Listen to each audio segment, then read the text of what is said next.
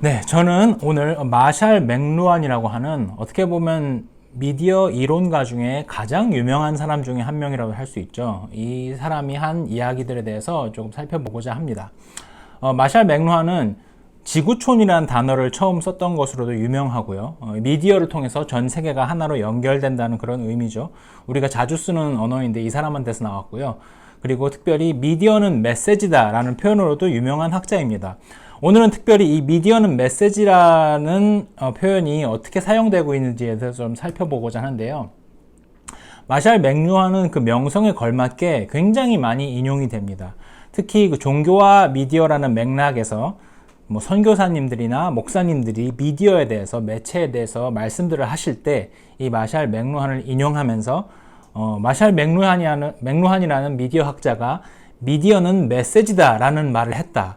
그러니까 이 TV 프로그램의 메시지가 뭐냐, 이 노래의 메시지가 뭐냐, 이러한 식으로 인용들을 하십니다. 그런데 사실 이것은 마샬 맥루한이 우리에게 제공하고자 했던 통찰과는 정반대로 이해를 한 그런 잘못된 적용이라고 할 수가 있습니다. 마샬 맥루한이 말한 미디어는 메시지다라는 표현을 영어 본문으로, 원문으로 좀 살펴보자면요. 영어로 좀 쓰겠습니다. The medium is the message 라는 표현인데요. 미디어가 아니라 미디엄입니다. 미디엄이라는 단어는 미디어의 단수죠. 우리가 쓰는 미디어라는 영어 단어는 원래 복수고요. 미디엄이 그 단수입니다.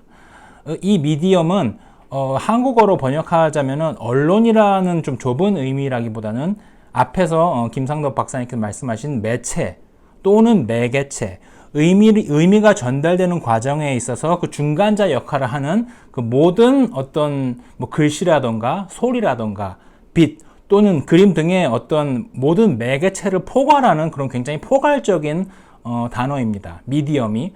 그래서 맥루한이 얘기하고자 했던 것은 이 미디엄 또는 매개체에 담겨있는 내용이 중요한 게 아니라 그 매개체 그 자체가 중요하다. 우리가 관찰해야 될 대상은 그 매개체 그 자체다 라는 것을 이야기하고자 했던 거고요.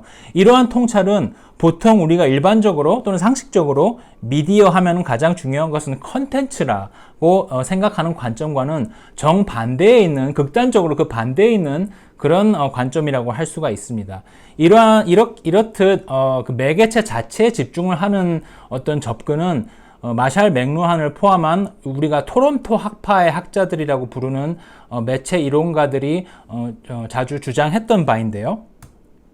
참고로 마샬 맥루한은 굉장히 독실한 카톨릭 신자였습니다. 그래서 그가 인쇄술에 과도하게 의존하고 문자 문화에 과도하게 의존하는 것을 경계하고 텔레비전과 같은, 적어도 맥루한에 의하면 텔레비전과 같은 조금 더 참여적인 매체 활용을 적극적으로 환영했던 그의 주장 뒤에는 카톨릭의 관점으로 개신교를 비판하고자 했던 그런 시도를 읽어내는 매체 역사가들의, 그런 시도를 읽어내는 매체 역사가들도 있습니다. 자, 이러한 측면에서 봤을 때 미디어는 메시지다, The medium is the message라는 영어 표현을 읽을 때, 우리가 이해를 할 때 영어에 있어서 강세가 있죠. 이것을 The medium is the message 라고 이해를 하는 것보다는 The medium is the message 또는 The medium is the message 라고 이해를 하는 것이 더 바람직할 것 같고요. 그렇다면 이것을 다시 우리가 조금 더 이 의미가 제대로 담긴 방식으로 번역을 해본다면은 미디어는 메시지다 라는 평이한 번역은 사실 오해의 여지가 좀 많이 있습니다. 그것보다는 제가 생각하기에는 매체 그 자체가 곧 메시지다, 또는 매개체 그 자체가 곧 메시지다 라는 식으로 조금 더 의역을 해서 우리가 생각해 보는 것이 맥루한이 말하고자 했던 것을 제대로 이해할 수 있는 방식의 번역인 것 같습니다. 자, 이러한 즉 매체 또는 매개체 자체에 집중을 하는 맥루한과 토론토 학파의 관찰을 우리가 적용해보고 응용해볼 수 있는 예는 사실 무궁무진합니다. 그 중에 한 예를 들어보자면은 일레이나 걸쇼온이라는 미디어 학자가 The Breakup 2.0라는 책에서 미디어 아이디올로지, 미디어 이데올로기라는 개념을 도입하면서 이러한 관찰을 했습니다. 여러분들 이러한 경우 이러한 경험 있으시죠? 내용은 전달하고자 한 내용은 같은데 너 어떻게 그런 얘기를 문자로 할 수가 있어? 적어도 전화는 해줘야 하는 거 아니야? 또는 어떻게 그런 얘기를 전화로 할 수가 있어? 그건 적어도 직접 만나서 해야 되는 거 아니야? 이러한 경우는 그 컨텐츠가 중요한 게 아니라 매개체 또는 매체 선정 자체가 하나의 가치 판단의 대상이 되는 것이죠. 이것을 걸쇼는 미디어 이데올로기 또는 뭐 매체관이라고도 우리가 불러볼 수 있을까요? 이러한 관점을 우리에게 제공을 해줬습니다.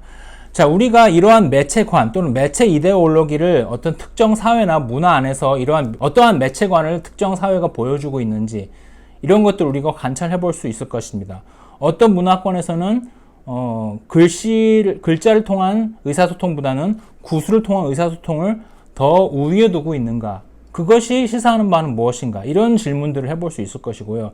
다시 이제 종교와 미디어란 맥락으로 돌아간다면 특정 종교 전통에서 우리가 볼 수 있는, 읽어낼 수 있는 매체관이 있을 수 있을까? 예를 들어서 개신교에서는 매개된 소통 방식 중에 특정 방식을 다른 방식보다 더 우위에 두고 있는가? 이런 질문을 해볼 수 있을 것입니다. 우리가 커뮤니케이션 할 때 최대한 매개되지 않은 직접적으로 소통하는 것을 이후 여하를 불문하고 무조건 최상위의 소통으로 보는 관점들이 사실 많이 있음을 알 수가 있는데요. 개신교 전통에서 봤을 때 과연 그것이 올바른 관점일까? 예를 들어서 우리가 신앙의 입장에서 봤을 때 하나님과 인간의 소통에 있어서도 무조건 매개되지 않은 가장 직접적인 소통이 최상위의 소통일까? 개신교에서 성경이라는 책을 우리가 하나님에 대해서 논할 때 1차 텍스트로 삼고 있다는 것은 매개된 소통에 대해서 어떠한 이야기를 해주고 있습니까? 또 그 성경 안에서도 예를 들어서 바울이 특정 공동체에게 편지를 쓴 것이 우리가 성경이라고 부르는 경전에 포함되어 있다는 것은 매개된 소통에 대해서 우리 개신교 신앙이 어떠한 관점을 가져야 하는지, 우리가 무의식적으로 갖고 있는 매체관에 대해서 재고가 필요하진 않은지, 이러한 질문들을 우리가 해본다면 종교와 미디어에 있어서 유의미한 이야기를 나눠볼 수 있지 않을까 싶습니다. 저는 이 정도로 오늘 드리고자 한 말씀을 마치도록 하겠습니다.